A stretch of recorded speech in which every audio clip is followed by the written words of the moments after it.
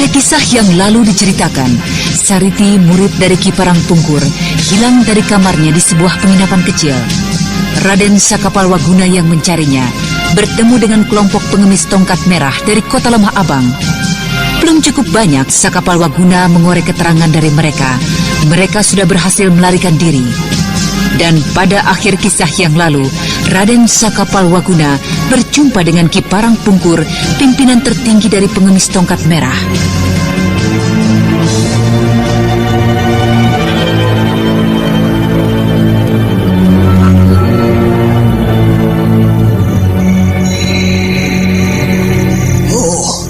Jadi rupanya benar laporan tentang adanya ketidakberesan di kota ini, ya.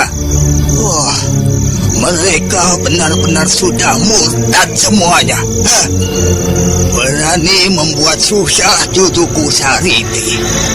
Awas, aku akan memberikan hukuman yang setimpal bagi kalian murid-murid murtad. Anak muda, mengapakah kau tiba-tiba melakukan perjalanan bersama muridku Sariti, ha? Kami bertemu dan kemudian mengadakan perjalanan bersama-sama. Oh ya.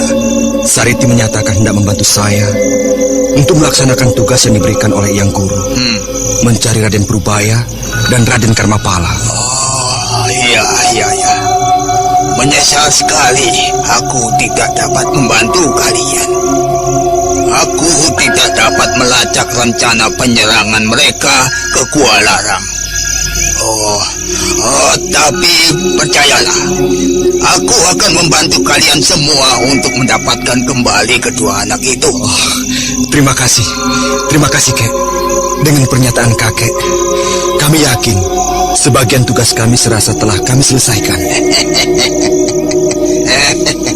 Kau pandai sekali mengambil hati orang tua seperti aku, anak muda. Tapi sebelumnya aku hendak meminta bantuanmu, anak muda. Bantuan apa, Kek? Katakanlah.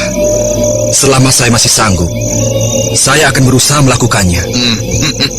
Bagus. Tidak percuma kau menjadi murid dari sahabatku Wanayasa.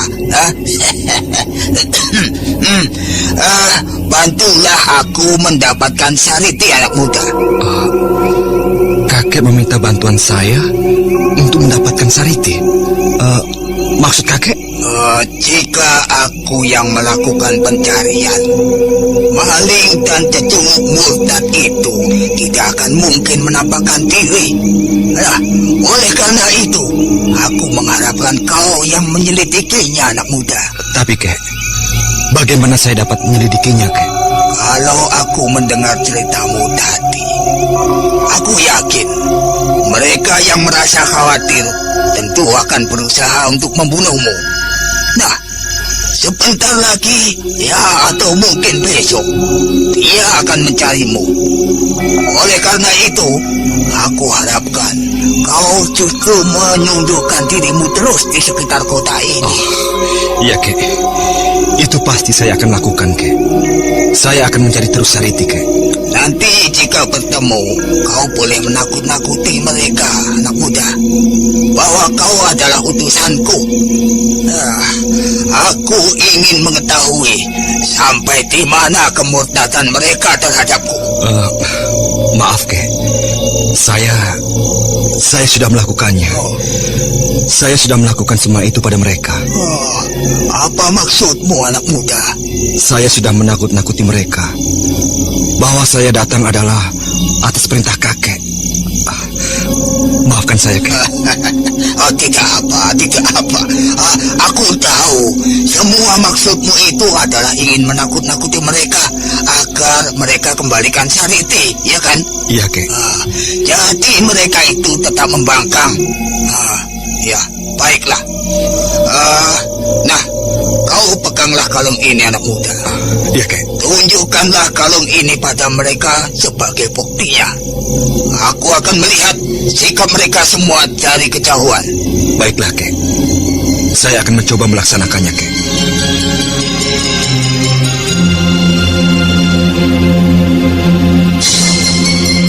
Malam itu juga, Raden Sakapalwaguna berpisah dengan Ki Parangpungkur. Pemuda perkasa dari Gua Larang itu kembali ke kamar penginapannya. Dan keesokan harinya, setelah mengambil barang-barang Sariti, Raden Sakapalwaguna bersiap-siap untuk segera meninggalkan penginapan kecil itu.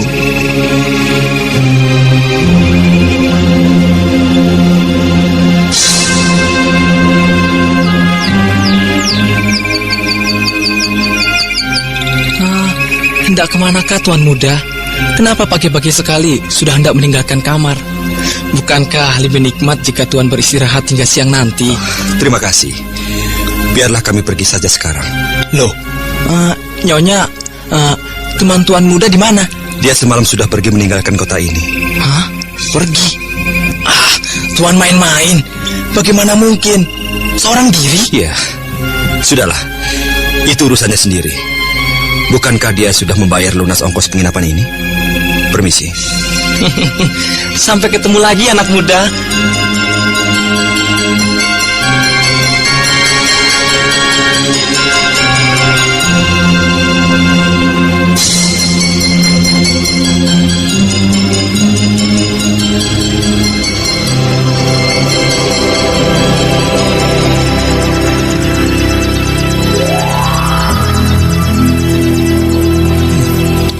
Aneh sekali sikap dari pemilik penginapan itu.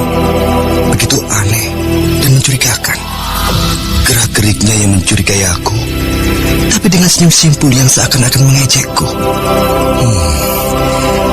Apakah hilangnya Sariti dapat kuhubungkan dengan pemilik penginapan yang mencurigakan itu?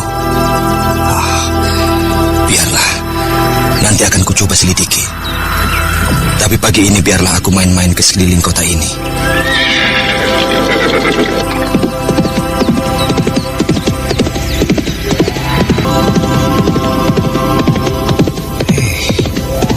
Siapa itu? Sepertinya itu adalah Pandaya. Pasti, ya. Pastilah dia sengaja menampakkan diri untuk memancingku. Baiklah Pandaya. Memang ini yang sedang kutunggu-tunggu. Hei, Pandaya! Tunggu! Hia, hia, hia!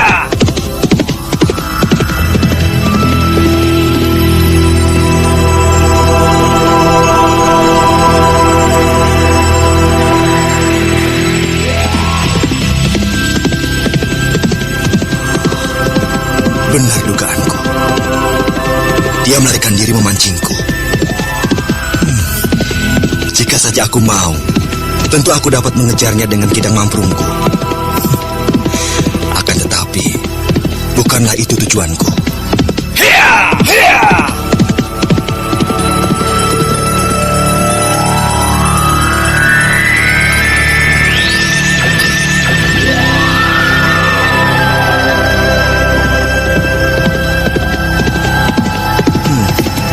Tentu kakek Pungkur sedang mengikuti perjalananku ini. Hia!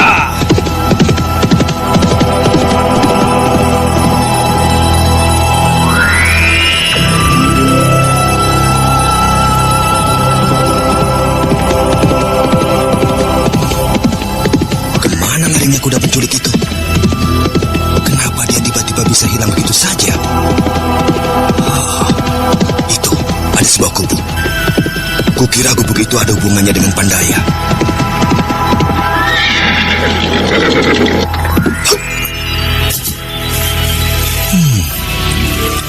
Agaknya sebuah warung kecil. Coba, kulihat ke sana.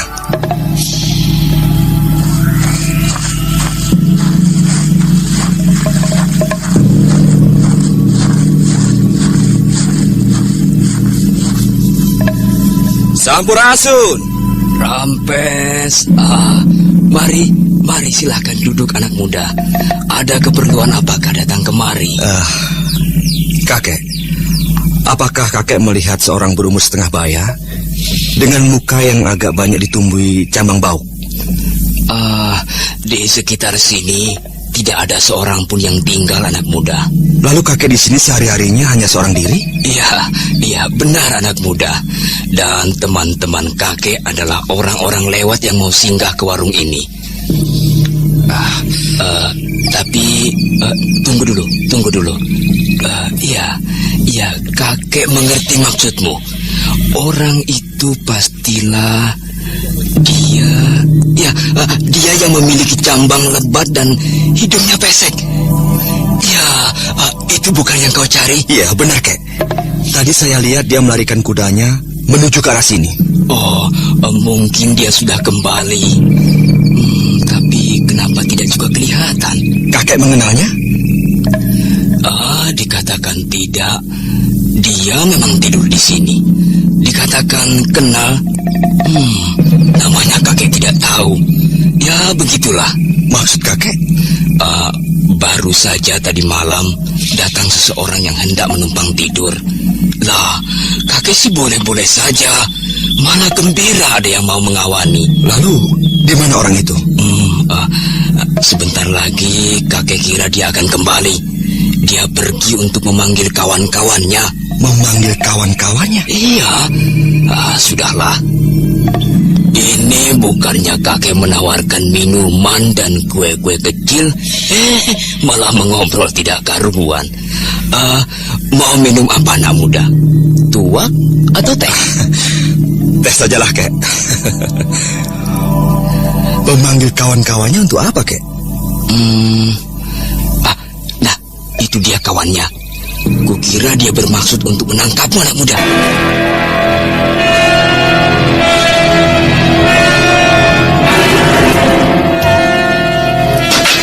Setan. Kau rupanya salah seorang antek dari Pandaya. Aku antek Pandaya. Guru, semua pengikut tongkat merah dari Lemah Abang sudah berkumpul, Guru. Bagus. Jika demikian, panggil kakangmu. Yang pengecut itu, cepat. Di mana Kakang Pandaya? Di dalam sana. Dan sekalian, kau keluarkan garis itu. Baik, Guru. Duduklah, anak muda. Duduklah dengan tenang sebagaimana tadi. Anggap saja tidak ada sesuatu pun yang terjadi di sini. Setan. Rupanya kalian ini semua adalah para pengkhianat dari perguruan tongkat merah. Ya, sudah saatnya kukira aku bergerak. Aku sudah cukup lama hidup menderita mengikuti si Pungkur. Kini, aku ingin merasakan hidup senang dan bahagia sebagaimana seorang saudagar. Apakah karena itu saja kalian perlu mengadakan sebuah pengkhianatan? Sariti. Kakang. Jangan khawatir. Aku datang kemari untuk membebaskanmu. Ayo, kepung anak muda ini. Jangan sampai dia meloloskan diri dari sini.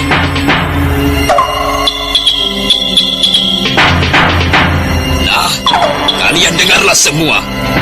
Aku akan mengulangi pernyataanku. Pernyataan kita semua pada kedua anak muda ini. Sudah cukup lama kita menderita. Dan kini, di kota Lemah Abang ini, kami semua adalah penguasa. Penguasa resmi dari Lemah Abang ini. Anggota perguruan pengemis di sini di bawah pimpinanku. Tidak lagi mengemis, tapi kami menerima sumbangan dari setiap penduduk di kota ini setiap bulannya. Gila kau, Paman Sulanjana. Kau memeras penduduk kota ini? Tidak. Kami semua tidak memeras mereka. Mereka memberikan itu semua untuk keamanan mereka. Dan kami di sini semua adalah penguasa. Nah, kau lihat, salah satu dari mereka kau sudah mengenalnya. Dia adalah salah seorang pembantuku yang baru. Dia mengusahakan sebuah penginapan di sini. Kita bertemu lagi, anak muda. Dan beberapa di antara mereka yang lain mengolah peternakan dan pertanian. Kami hidup senang di sini. Untuk itu kedatanganmu kemari adalah suatu kesialan bagimu. Kami terpaksa harus membungkam mulut kalian. Kami tidak mau ladang kami di sini sampai terdengar oleh si Pungkur miskin itu. Setan, Sulanjana murtad. Jika kakek mendengar semua ini, tidak satu pun dari kalian yang akan dapat selamat. Sulanjana, apakah Pandaya tidak memberitahukan padamu semalam bahwa kedatanganku kemari atas perintah dari pimpinan dan guru kalian semua, Ki Parang Pungkur. Anak muda, aku lebih banyak mengetahui tentang tongkat merah daripada kau. Kau urus saja padepokanmu yang sudah morat-marit itu. Dengar semua. Ki Parang Pungkur memerintahkan padaku untuk menyelesaikan kegilaan kalian semua. Jika kalian ingin bertobat dan menyatakan maaf pada Sariti selaku wakil pimpinan kalian, maka kalian semua akan dimaafkan oleh Ki Parang Pungkur. Sudahlah, jangan menjual lagak di sini, anak muda. Dan janganlah mencoba untuk menakut-nakuti kami dengan nama guru. Ia tidak berada di tanah Pasundan ini. Dengarlah. Apakah kalian semua tidak mau mendengar? Sudahlah, Kakang. Tinggalkan tempat ini. Cepat, selamatkanlah diri Kakang. Sayang sekali, Nona Sariti. Aku tidak akan memberikan kesempatan hidup bagi siapapun yang juga telah tahu tentang keadaan di sini. Baik. Baiklah jika demikian. Nah, lihatlah apa yang kupegang ini. Hai pengikut perguruan tongkat merah.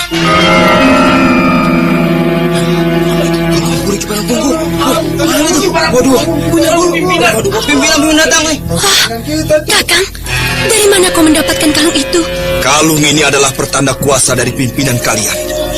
Nah, menyingkirlah kemari yang benar-benar tidak ingin mendapat hukuman dari pimpinan kalian. Ayo, menyingkir kemari dan duduk bersimpuh, dan kalian akan selamat. Seluruh murid dari perguruan tongkat merah mulai dibayangi kecemasan akan hadirnya pimpinan mereka, yaitu Ki Parang Pungkur. Beberapa di antara mereka mulai saling berpandangan untuk melihat kemungkinan mendekati Raden Sakapalwaguna. Awas, jangan ada yang terpengaruh oleh kalung itu. Banyak cara untuk mendapatkan kalung itu. Anak itu dapat dengan mudah memalsukannya untuk membebaskan gadis ini. Dan ingatlah, sekali kalian membebaskan mereka, kalian akan mendapat hukuman yang berat dari Ki Pungkur. Dengar? Tak ada jalan lain bagi kalian selain membunuh keduanya, kedua anak muda itu.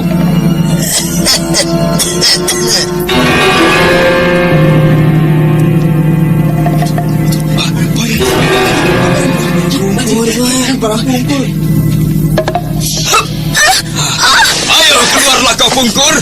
Aku sudah cukup lama menderita hidup bersamamu. Kini kau tidak akan dapat mencegahku lagi. Ayo, hukumlah kami semua. Tapi kau tidak akan dapat lagi memiliki seorang cucu manis seperti ini. Guru! Guru! Keluarlah, Guru! Berilah ajaran pada mereka semua yang murtad. Jangan pikirkan diri saya ini, Guru!